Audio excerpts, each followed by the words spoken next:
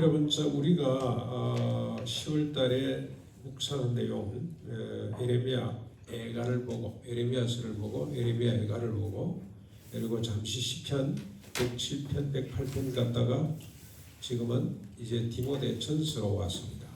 그런데 여러분, 내용이 한결같이 연결된다는 거 혹시 발견하셨어요? 내용이 같다는 거. 서로 보완이 되고 마치 퍼즐을 맞추듯이 짝짝짝 맞아 들어간다는 사실을 발견했는지 모르겠습니다. 기가 차게 맞죠. 딴 이야기가 아니고 동일한 이야기를 하고 있구나. 왜 그렇습니까?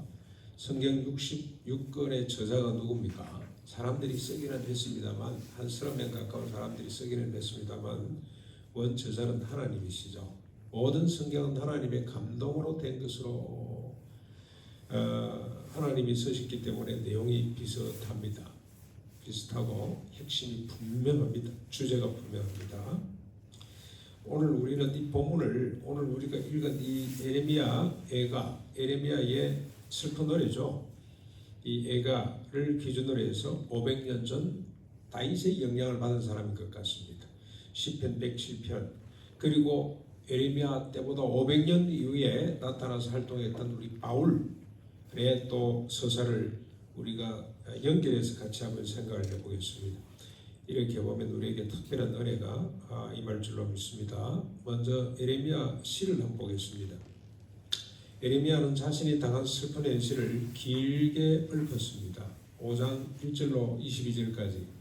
우리가 오늘 읽은 본문하고 잠시 겹치십니다만 5장 1절로 22절에 보면 이렇게 슬픔을 토로하고 있습니다. 여호와여, 우리가 당한 것을 기억하시고 우리가 받은 치욕을 살펴보십시오.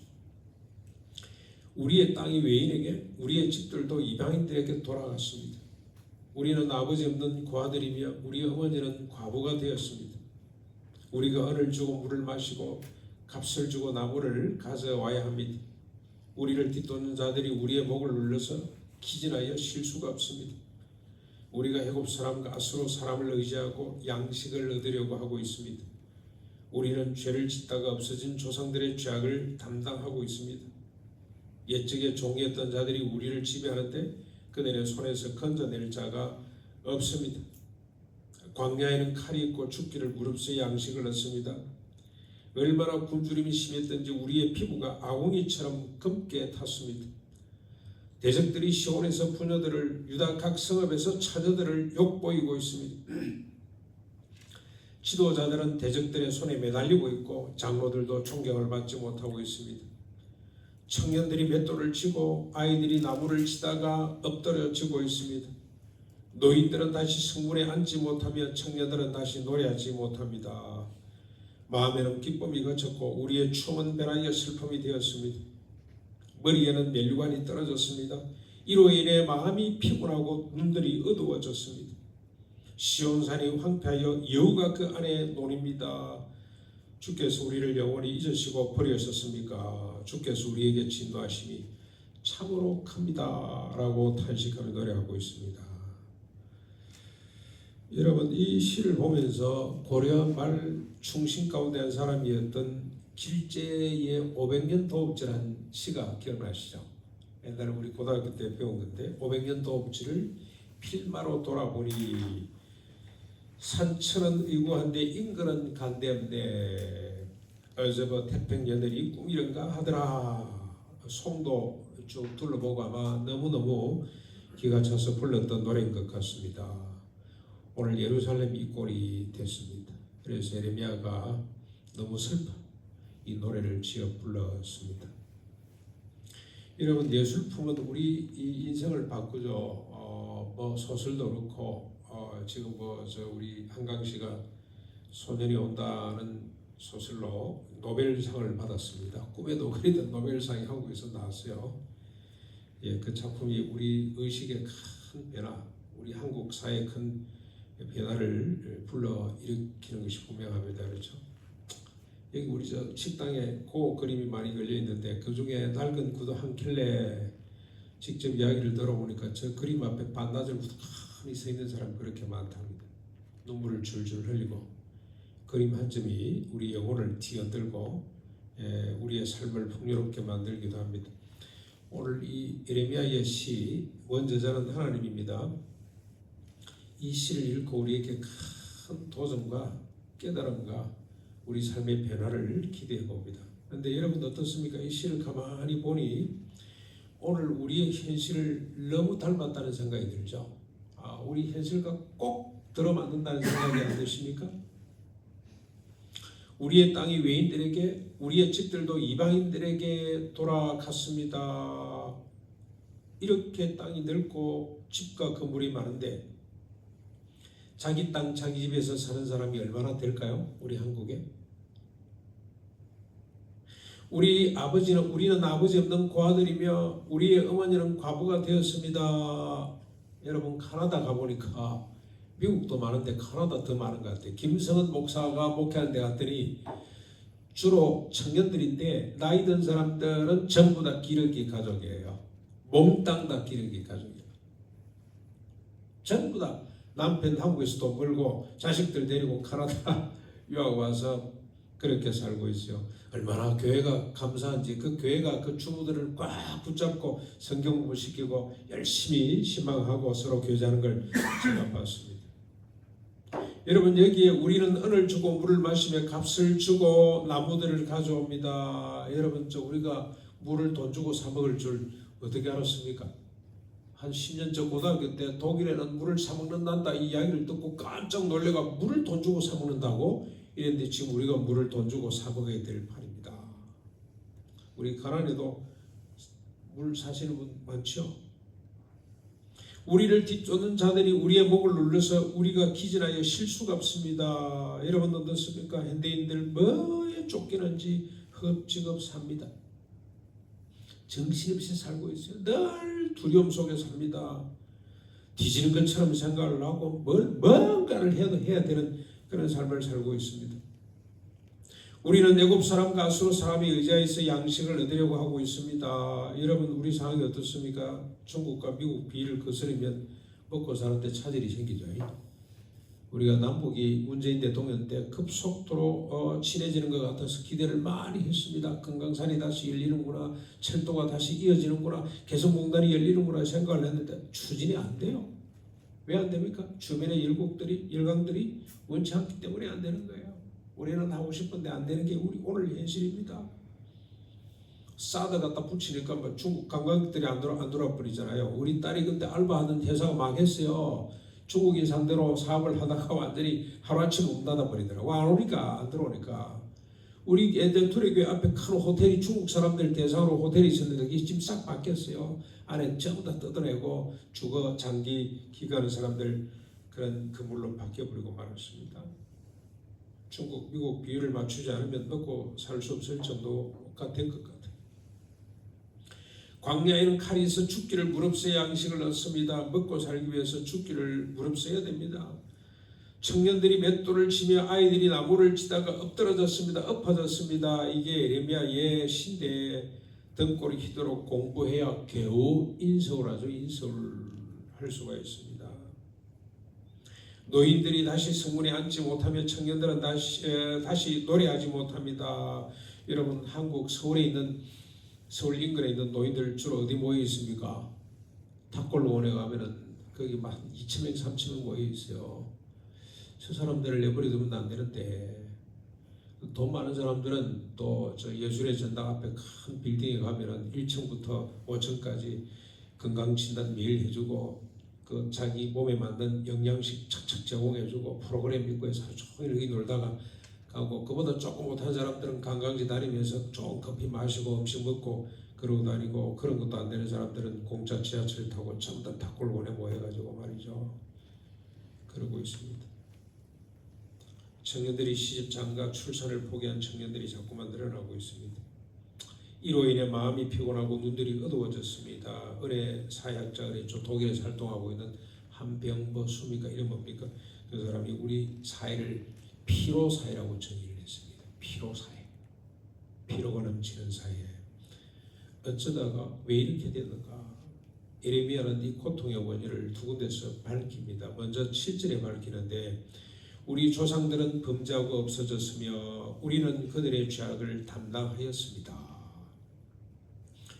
여러분, 이런 현실을 한탄만 하고 원망만 하고 앉아가지고 하나님 이 풀어주세요 기도만 해도 될 게 아니고요.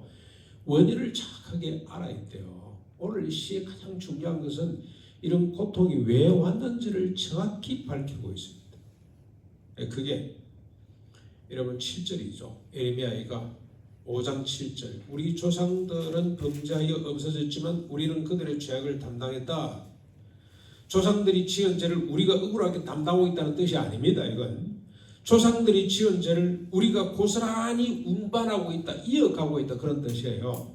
다시 말하면 조상들이 지은 죄를 우리도 똑같이 반복하고 있다. 우리 조상들도 그랬고 우리도 여전히 죄 가운데 있다라는 뜻입니다. 그러니까 우리가 죄 때문에 이런 현상들, 이런 고통들, 이런 슬픔들이 왔다는 거죠. 16절에서도 밝힙니다. 우리 머리에서는 멸관이 떨어져 사오니 오라 우리의 범죄 때문이니이다. 원래 이스라엘이나 유다, 심지어는 이 땅의 모든 인간은 멸관을 쓴 존재들입니다. 하나님의 형상을 닮아 모든 피조물 중에서 으뜸이었죠. 으뜸. 그래서 인간 서로를 향해 서로 존중히 여기고 영광스럽게 여기는 존재들이었어요. 그런데 그 멸관이 떨어졌습니다. 각자의 종교와 영광이 짓밟히게 되었습니다. 서로 비웃고 비난하는 관계가 되고 말았어요. 더 무서운 것은 서로 무관심하는 관계가 되어버리고 말았습니다. 이 모든 현상의 원인이 죄라는 겁니다. 죄. 이걸 밝히고 있어요. 이걸 못 보면 이런 시가 우리하고 무슨 상관이냐. 그리고 이 시를 통해 하나님께서 의도하는 바가 뭐냐? 깨닫지 못하게 됩니다.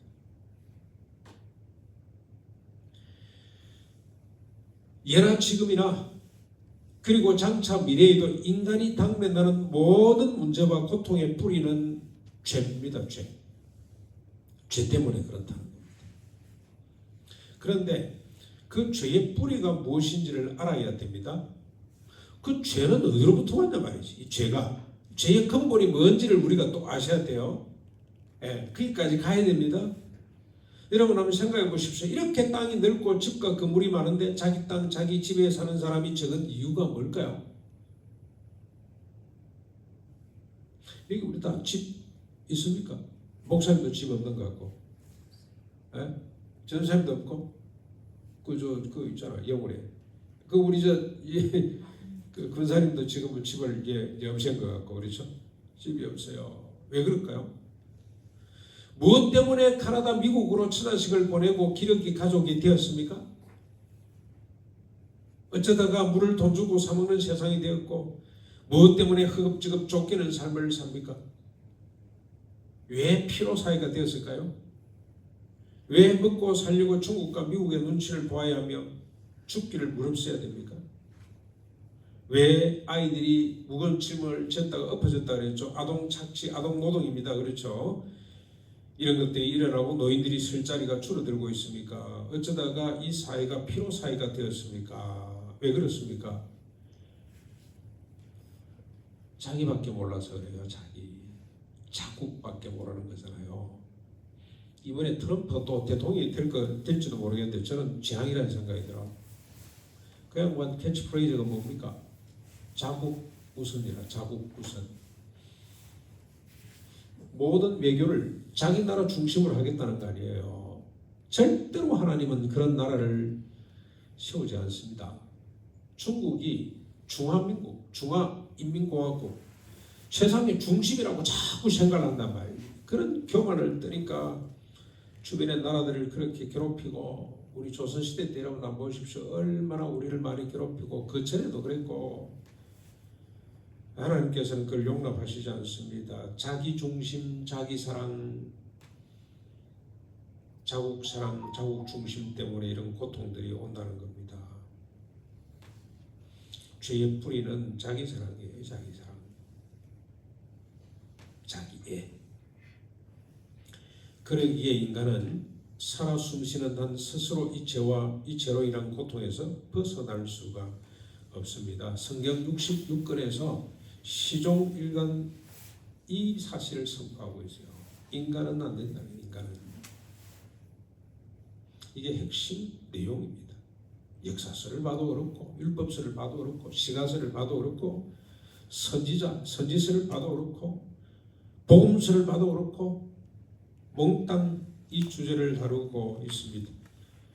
그런데 여러분, 우리가 은혜를 받는 것은 어떤 부분입니까? 에레미야의 시에는 반전이 있습니다. 오늘 본문에서 희망을 노래합니다. 반전에 대해서 언급하고 있습니다. 희망의 근거와 희망의 내용이 무엇인지를 분명히 밝히고 있습니다. 희망의 근거를 먼저 한번 보실까요? 19절입니다. 19절. 여호와여 주는 영원히 계시오며 주의 보좌는 대대에 이릅니다. 무슨 뜻입니까? 하나님이 이렇죠. 영원히 계시고 하나님의 보좌는 흔들리지 않죠. 다음에 밝힐 희망의 내용에 든든한 보증이 된다는 겁니다. 여러분, 제가 약속을 했어요. 한국 교회를 향해 약속을 했습니다. 제가 약속하는 것보다도 최영기 목사님이 약속하는 게 훨씬 더 권위가 있겠죠. 그렇죠? 제가 한마디 해봐야 별로 저는 지난번에 큰 소리를 막 외쳤습니다만은 아무도 시비 거는 사람이 없어요. 근데 동성애자 어제 저녁에 늦게 어떤 분한테 메일이 왔어요. 그 내용이 뭐냐면 손보고 장로가 김동호 목사가 동성애 찬성자라고 하는데 목사님 이게 진실입니까? 하고 물어봤어요. 그래서 저녁에 어제 잠이 안 와가지고 한 12시 넘어서 있다가 답을 보냈습니다. 그 손보호 장로는 그런 이야기를 한 적이 없어요. 김술이 그런 이야기를 했다 이거지. 그러니까 동성애를 동의하는 게 아니고 찬성하는 것이 아니고 동성애자들을 차별해서는 안 된다는 이야기를 한번 했다. 그렇게 혼이 나고 있어요. 정말로 그분 참 대단한 분입니다. 그런데 용납이 안 되는 거예요. 이거 나도 보존을 끊어야 되는 거 아니냐 이러고 이제 왔어요. 설명을 잔뜩 했더니 지금 역차별을 당하는 나라가 이렇게 많다는데 또 왔어요. 제가 역차별 당하는 나라가 얼마나 많은지 한번 조사를 해봤습니까? 그리고 역차별을 했다고 우리를 감옥에 집어넣으면 그게 기아입니까? 신사참배 반대하다가 감옥 간 사람이나 동성애 반대하다가 감옥 간 사람 똑같이 그런 옥중성도고 추록성도가 되는데 얼마나 영광스럽습니까? 그런데 옛날 간통죄 폐지는 한마디도 안 했습니까? 몇 년 전에 간통죄 폐지됐죠. 그 한국교회 무슨 이야기 하던가요? 입 딱 다물고 가만히 있었잖아요. 간통은 죄가 아니고 동성애는 죄가 됩니까? 꼭 같은 겁니다. 꼭 같은 거. 그때는 말 안 하고 있다. 동성애 왜 그렇게 예단 법석을 듭니까? 전부 다 이것도 전략적이에요. 모순도 이런 모순이 없습니다. 희망의 내용이 뭡니까? 하나님은 대대에 계신다. 무슨 말이냐면 하나님은 한번 약속한 걸 변치 않는다. 하나님은 실력이 없어서 약속을 변개하지 않는다. 하나님은 이랬다가 저랬다 하시는 분이 아니다. 영원히 견고한 분인데 뭘 이야기하려고 이 말을 끌어왔냐면은 21절을 이야기하고 싶어서 그렇습니다. 여호와여 우리를 돌이켜 주께로 돌이키소서. 그리하시면 우리가 주께로 돌아가겠사오니 우리의 날들을 다시 새롭게 하사 옛적 같게 해 주십시오. 희망의 핵심은 여호와께서 우리를 주께로 돌이켜 새롭게 하소서입니다. 그러면 우리가 주께로 돌아가 옛적 같게 되겠습니다 라는 겁니다. 우리 스스로는 절대로 돌아갈 수가 없습니다. 이 고통에서 헤어날 수가 없습니다. 우리는 이러다가 죽을 것이 맞답니다. 이러다가 영원한 지옥 불구덩이에 떨어질 수밖에 없습니다. 하나님 우리를 돌이켜 주십시오. 주님이 우리를 돌려놔 주십시오. 그러면 우리가 새롭게 되어 옛적 같게 되겠습니다. 먼저 인간은 주께로 돌아가야 됩니다. 이 말은 무슨 말입니까? 주께로부터 멀리 지금 도망와 있다는 뜻이죠. 떨어져 있다는 뜻입니다. 그래서 자기에 빠져가지고 집착 그리고 온갖 갈등을 만들고 고통을 만들고 죄를 짓게 된 것입니다. 그러므로 1차적으로 인간이 주께로 다시 돌이켜야 돼요. 돌아가야 돼요. 주님과 화합해야 됩니다. 그런데 인간은 스스로 돌이킬 수가 없기 때문에 주님이 돌이켜 주셔야만이 가능합니다. 그래서 예레미야가 예타도록 간구합니다. 여호와여 우리를 주께로 돌이키소서. 그리하면 우리가 주께로 돌아가 새롭게 되겠습니다. 새롭게 된다는 것은 옛적 같게 된다는 거죠. 옛적 같다는 건 뭘 말하겠습니까? 여기서 옛적 같게 되겠습니다. 다윗 때입니까? 다윗도 부족하죠. 다윗도 아니라고 그랬어요. 자기 스스로가. 어느 때까지 돌아가야 됩니까? 아담과 하와가 범죄하기 이전 상태로 돌아가야 됩니다. 그때 어떤 상태에 있습니까? 아담과 하와가 서로 벌거벗고 있었으나 부끄러운 줄을 몰랐더라. 왜 그랬을까요? 충만했기 때문에. 결핍이 없었기 때문에. 충만하다는 뜻은 뭡니까? 아담은 누굴 위해서? 하와를 위해서. 자기 뼈 중에 뼈처럼 아끼고, 하와는 또 전적으로 아담을 돕는 자로, 그래서 서로가 남남이 아니고 서로가 온전히 하나 됩니다. 하나.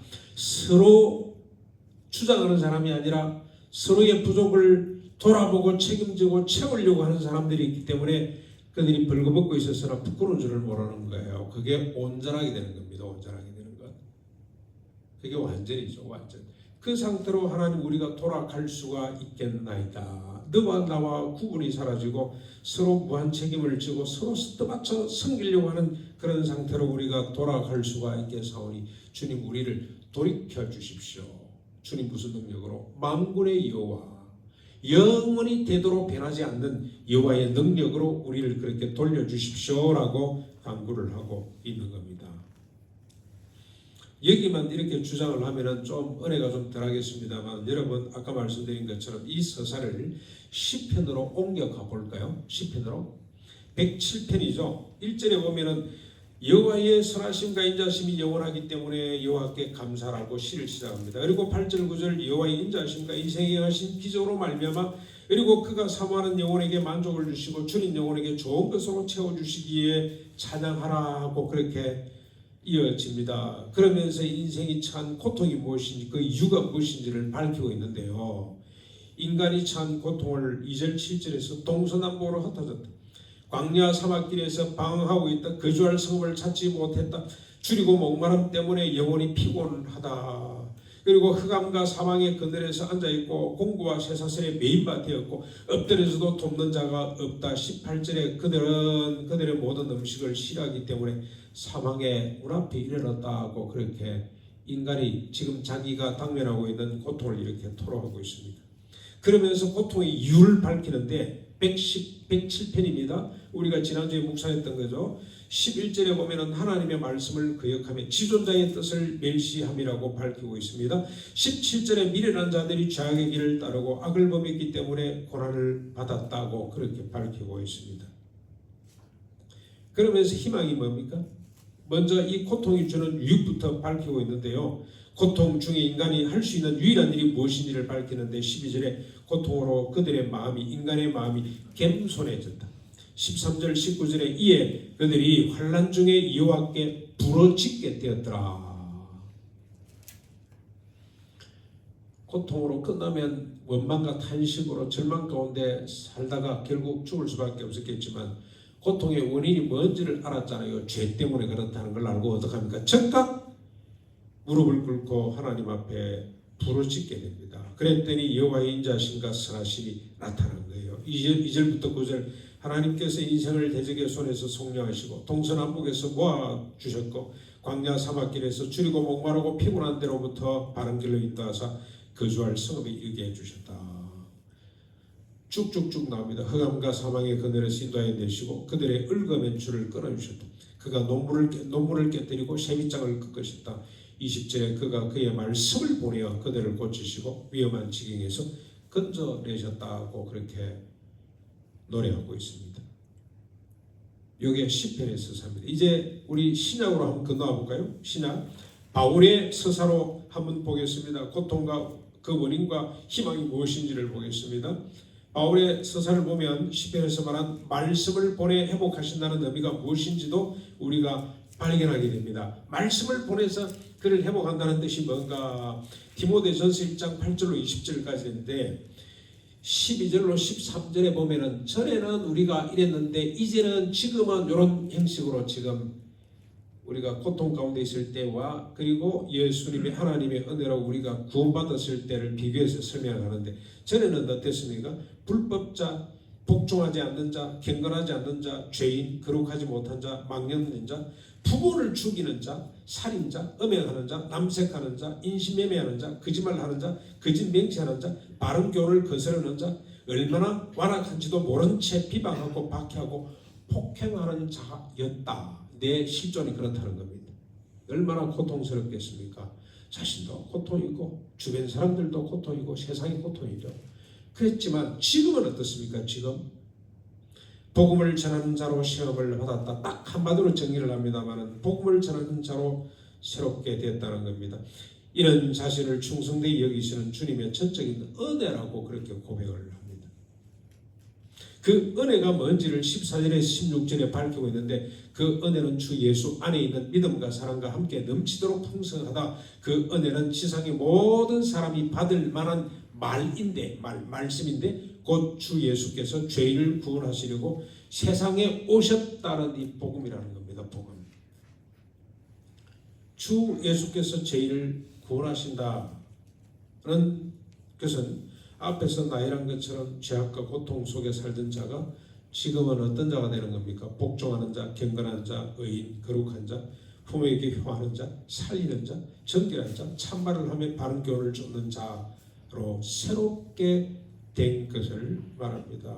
이 복음의 핵심은 여러분 잘 아시는 것처럼 십자가 부활로 성령 부으심으로 전에는 이랬던 사람이 이제는 이런 사람이 되었다. 전에는 죄에 빠져서 고통 자체이고 고통을 집어넣었던 사람이 이제는 새롭게 되어서 고통을 덜어주는 사람, 복을 끼치는 사람이 됐는데 그 핵심이 십자가 부활이라고 하는 그 말씀, 복음이죠. 복음을 보내서 사람을 구원해 주신다고 한 예레미야의 그 말씀을 신약의 바울은 이렇게 풀어내고 있습니다. 성도 여러분, 역사서나 시가서나 서신서가 공이 인간의 존재 자체가 죄인이며 그 죄로 인해 고통이라고 말하고 있습니다. 그래서 죽는 날까지 시기와 질투, 음행과 다툼으로 지옥 같은 삶을 살다가 결국 죽어 영원한 지옥 형벌을 받게 된다고 그렇게 밝히고 있습니다. 인간은 뵐 수 없다는 겁니다. 여러분들이 손봉호 장로님이 쓴 책 가운데 뵐 수 없는 인간이라는 책이 있어요. 뵐 수 없는 인간. 인간은 아무리 수도 고행을 하고 지식을 갖추고 자기 인격 연마를 해도 이 범위에서 이 범주에서 절대로 한치도 벗어날 수 없는 것이 인간이다는 겁니다. 그러나 인간을 사랑하시는 하나님께서 인간을 이렇게 내버려 두지 않고 구원하셨습니다. 십자가 부활 성령 부으심으로 서로를 인정하고 칭찬하고 도움으로 살아 천국을 누리고 죽어 영원한 천국의 상속자가 되도록 하셨습니다. 그래서 성도에게는 죽음이 없습니다. 살아 죽으나 마찬가지고요. 죽음 이후에는 영원한 생명이기 때문에 성도는 죽는 것이 아니고 바울이 뭐라 그럽니까? 잠잔다는 표현을 썼습니다. 잠잔다. 우리는 이 믿음으로 날마다 순간마다 자신을 점검할 수 있어야 됩니다. 혹 옛사람이 나타날 때마다 믿음으로 선언하셔야 돼요. 이건 내 모습이 아니야. 내가 잠시 좀 한눈 팔고 있어. 내가 잠시 좀 실수하고 넘어진 거야. 이건 원래 하나님께서 십자가 부활로 나에게 약속하신 내 모습이 아니라고 선언하고 벗어버리셔야 돼요. 그리고 십자가 부활로 입혀주신 새 사람, 이것이 바로 나야. 나. 여러분, 저 남에게 대접을 받고자 하는 생각이 들 때마다 이건 내 모습이 아니야. 이건 옛날 모습이고 빨리 벗어버리고 대신 무슨 옷을 입어야 됩니까? 대접받고자 하는 대로 대접하는 사람이 되거라. 대접하는 사람 옷을 빨리 입어야 됩니다. 자랑하고 싶은 생각이 오르거들랑 이건 내 모습이 아니야. 벗어버리고 어떻게 해야 됩니까? 오히려 그 사람을 위로하고 격려하는 말로 갈아타야 돼요. 갈아타야 돼요.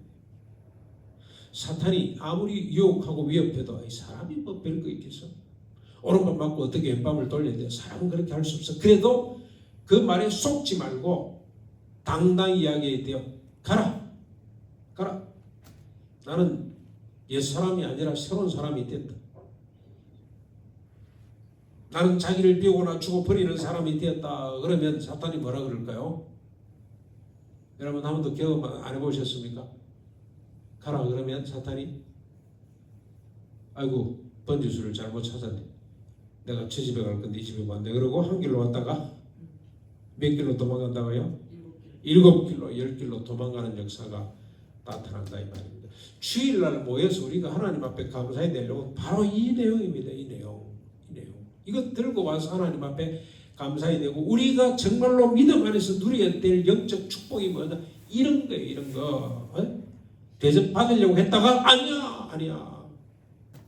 대접하는 사람이 돼야 돼. 두 사람만 모여도 누가 잘났냐고 자랑하는 게 인간의 우리의 모습인데 아니야. 두 사람만 모여도 남을 나보다 더 어떻게 낮게 여기고 자기를 낮추는 거, 자기를 돌아볼 뿐만 아니라 다른 사람의 일을 돌아봐 섬기는 거, 이게 내 모습이라고 빨리 입어야 된다 이 말입니다. 이게 우리가 누려야 될 풍성한 삶의 실제입니다. 내용입니다.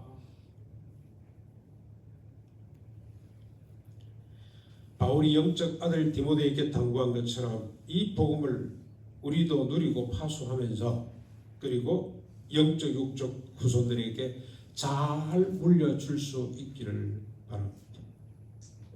우리 자녀들부터 이 비밀을 만날 때마다 가르치고 그래서 풍성한 하나님의 구원의 은총 가운데 살아갈 수 있도록 다시는 슬픔에 사로잡히지 않는 주님이 놋세문을 다 해체하고 걷어채웠는데 그 속에 다시 갇혀서 고통당하지 않기를 주님의 이름으로 축원합니다.